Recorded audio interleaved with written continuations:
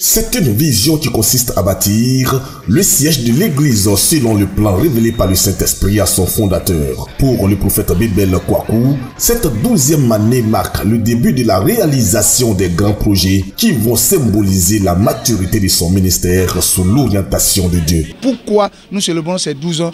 Nous avons cette année décidé de bâtir l'œuvre de Dieu, de bâtir une église à la gloire de Dieu. Donc nous sommes en train de nous atteler, de nous préparer pour le faire. À cette 12e année, par la grâce de Dieu, Dieu nous donnera les moyens pour ériger un temple à la gloire de son nom, selon qu'il nous s'est révélé à nous. Le culte consacré à ce 12e anniversaire a été célébré sous le thème de l'année « Il faut que je m'occupe des affaires de mon père ». Un thème en rapport avec la vision du père de la maison, expliqué aux fidèles mettant un accent sur la nécessité de plus s'engager dans l'œuvre de Dieu. Il y a urgence dans l'œuvre de Dieu. Nous devons nous lever.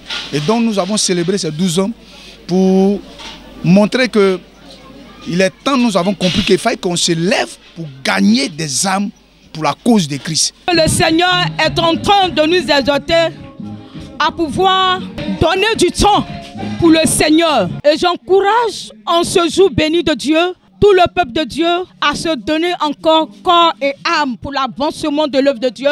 La célébration de l'an 12 du ministère pour la puissance de la résurrection de Jésus-Christ a aussi été un moment de témoignage par vidéoprojection retraçant la vie du ministère. Des témoignages qui consolident la foi des fidèles du MPRJC en l'appel prophétique de leur père fondateur, Bébel Kwaku.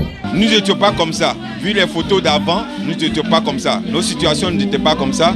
Mais si aujourd'hui nous sommes arrivés à là, c'est parce que Dieu est dans ce ministère.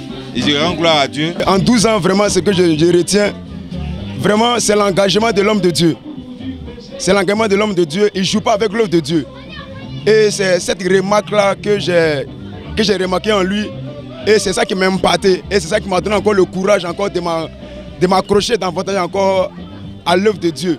L'un des aspects marquants de ce culte anniversaire a été la délivrance de plusieurs âmes sous la base des révélations prophétiques qui caractérisent la particularité du MPRJC. Cet aspect s'est ajouté au poignant témoignage rendu, rehaussant davantage le côté festif du culte.